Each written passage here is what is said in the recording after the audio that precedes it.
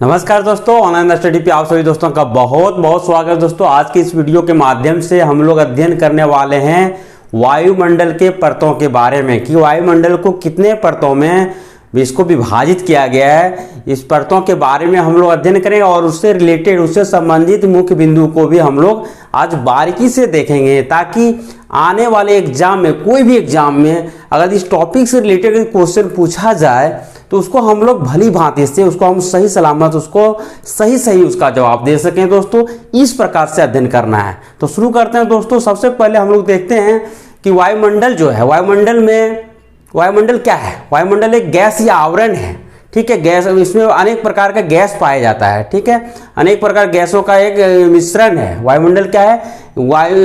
अनेक प्रकार के गैसों का एक मिश्रण है, ठीक है। इसमें कौन कौन से गैस पाया जाता है इसको भी हम लोग देखेंगे। तो सबसे पहले देखते हैं कि नाइट्रोजन जो है, नाइट्रोजन कितना परसेंट सबसे अधिक वायुमंडल में सबसे अधिक कौन सा गैस पाया जाता है? तो सबसे अधिक जो है, सबसे अधिक नाइट्रोजन पाया जाता है। नाइट्रोजन कितना है? 78.08%। नाइट्रोजन कितना है? 78.08%। और उसके बाद सेकंड में है ऑक्सीजन। ऑक्सीजन है 20.93, इसको कह सकते हैं 21%। कहीं कहीं आपको 21% भी रहेगा, तो 21% कह सकते हैं, या फिर पॉइंट में आपको याद रखना है तो 20.93% याद रख सकते हैं, ठीक है। आर्गन कितना है? 0.93%। कार्बन डाइऑक्साइड भी है। कार्बन डाइऑक्साइड कितना है? कार्बन के कितना है? 0.03%। कार्बन डाइऑक्साइड कितना? 0.03% कार्बन डाइऑक्साइड हो गया, ठीक है। और इसके बाद और अलग अलग गैस पाया जाता है कम मात्रा में, ठीक है। अब हम लोग देखते हैं इसके परत के बारे में कि वायुमंडल को कितने परतों में इसको विभाजित किया गया। तो इसको 5 परतों में विभाजित किया गया। कौन कौन? तो सबसे पहले देखते हैं, एक है पृथ्वी के धरातल से सटा हुआ जो परत है उसको क्षोभ मंडल कहते हैं, ठीक है। इस क्रम में इसको हम लोग को याद रखना है। सबसे पहले क्षोभ मंडल, उसके बाद समताप मंडल, फिर मध्य मंडल, फिर आयन मंडल, फिर वायुमंडल।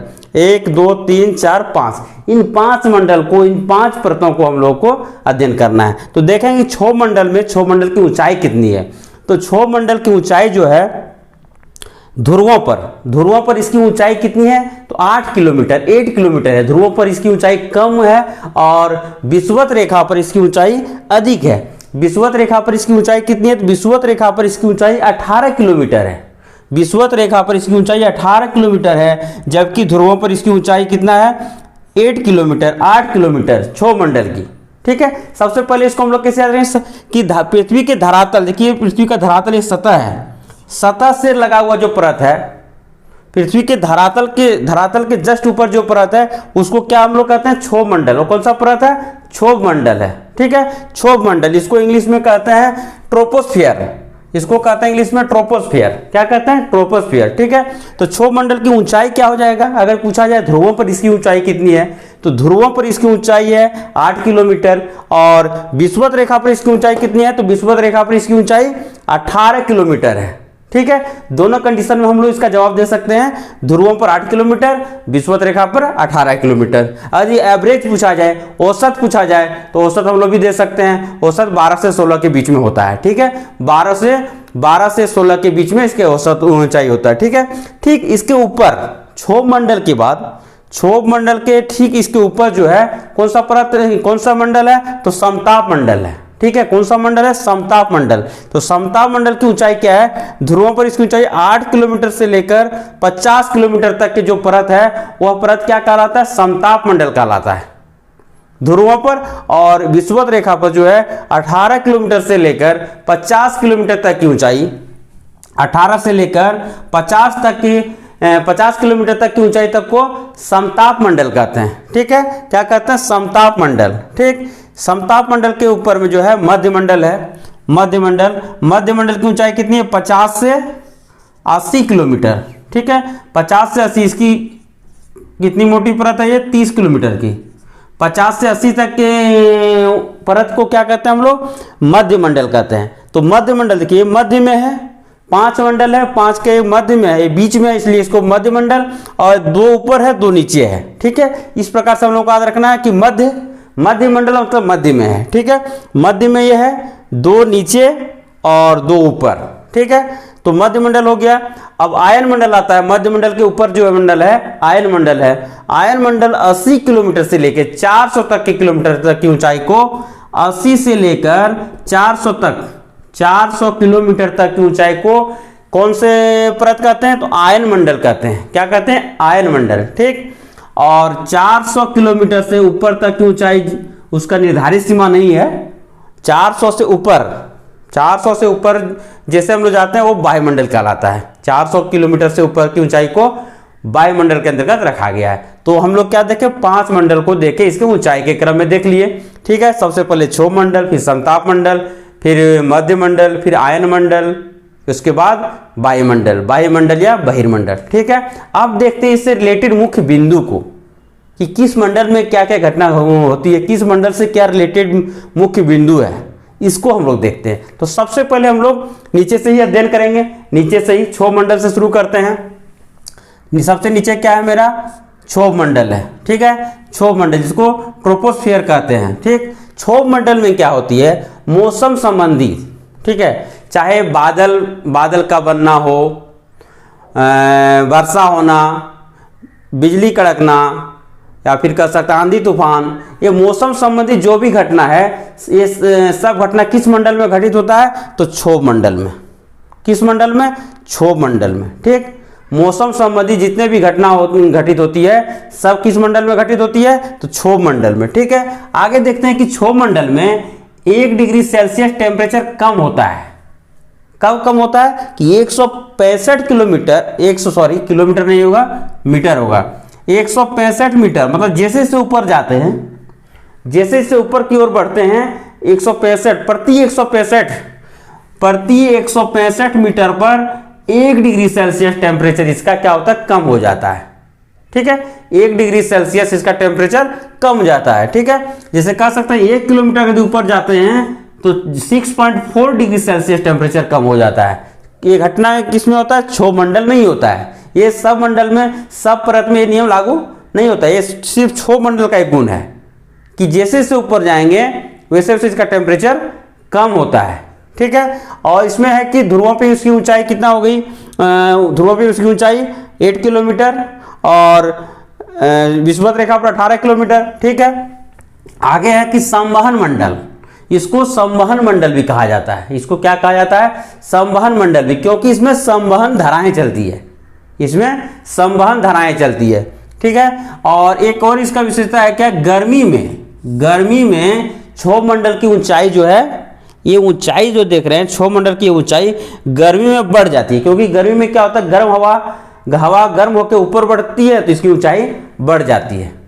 और सर्दी में, मतलब कह सकते हैं ठंडी में, इसकी ऊंचाई कम जाती है, इसकी ऊंचाई कम हो जाती है, ठीक है।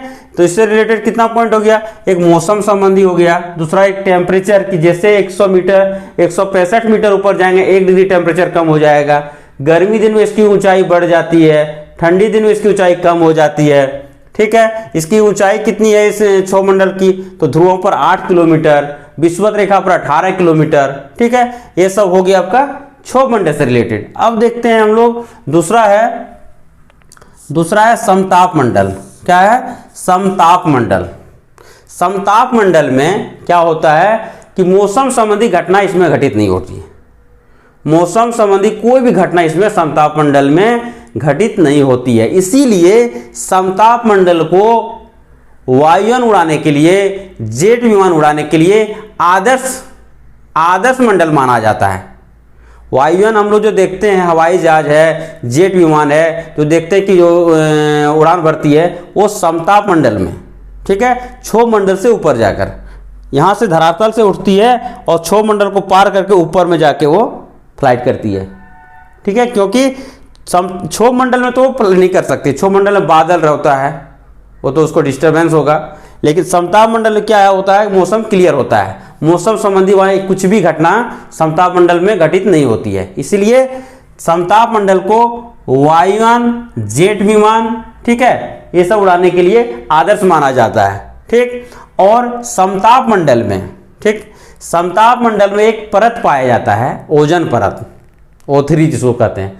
समताप मंडल में एक परत पाया जाता है ओजोन परत। ओजोन परत का क्या कार्य है कि सूर्य की किरणों से आने वाली पराबैंगनी किरणों को अवशोषित कर लेती है, जो कि पराबैंगनी किरण जो बहुत ही घातक किरण है, बहुत ही खतरनाक किरण होता है। वो किरण अगर कर सकते हैं कि ओजोन परत के द्वारा अवशोषित नहीं किया जाएगा तो धरातल पर आने पर जान माल का हानि हो सकता है। बहुत सारी बीमारी का, कैंसर जैसी बीमारी का फैलना शुरू हो जाएगा। इसीलिए ओजोन परत जो बहुत ही क्या कहते हैं आवश्यक परत उसको माना जाता है कि पराबैंगनी किरणों को अवशोषित करने का काम करती है। वो कौन? ओजोन परत। ठीक है, पराबैंगनी किरणों का अवशोषित करती है। ठीक है, इसके आगे देखते हैं तो इसमें समताप मंडल का ऊंचाई क्या हो गया? समताप मंडल का ऊंचाई 18 से 50 किलोमीटर। ठीक है, नेक्स्ट देखते हैं हम लोग मध्य मंडल। तीसरा क्या है? मध्य मंडल। मध्य मंडल को मेसोस्फीयर भी कहते हैं, इंग्लिश में भी याद रखना है, कहीं इंग्लिश में लिखा हुआ रहेगा। मध्य मंडल को मेसोस्फीयर कहते हैं। और मध्य मंडल में क्या है? टेम्परेचर जो सबसे कम टेम्परेचर मध्य मंडल में कितना होता है? -100 डिग्री सेल्सियस।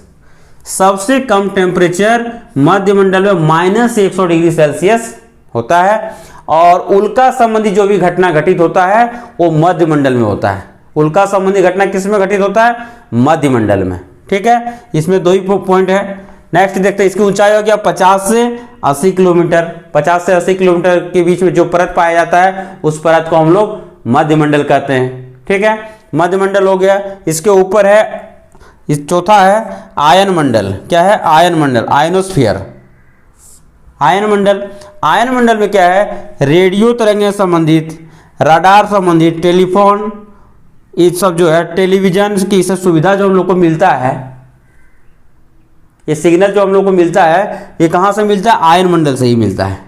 ठीक है, रेडियो तरंग, रडार संबंधित, टेलीफोन, टेलीविजन का सुविधा जो हम लोग को मिलता है, ये सिग्नल जो मिलता है हम लोग को आयन मंडल से मिलता है। ठीक है, और आयन मंडल में एक और इसका खासियत क्या है? इसका एक और गुण क्या है कि ऊंचाई बढ़ने से तापमान में वृद्धि होता है आयन मंडल में। देखिए यहाँ पे क्षोभ मंडल में हम लोग क्या पढ़े थे कि ऊंचाई बढ़ने से तापमान कम हो रहा है, 165 मीटर की ऊंचाई पर 1 डिग्री सेल्सियस कम हो जा रहा है, जबकि आयन मंडल में ऊंचाई बढ़ने से तापमान इसमें इंक्रीज हो रहा है, तापमान में वृद्धि हो रहा है आयन मंडल में।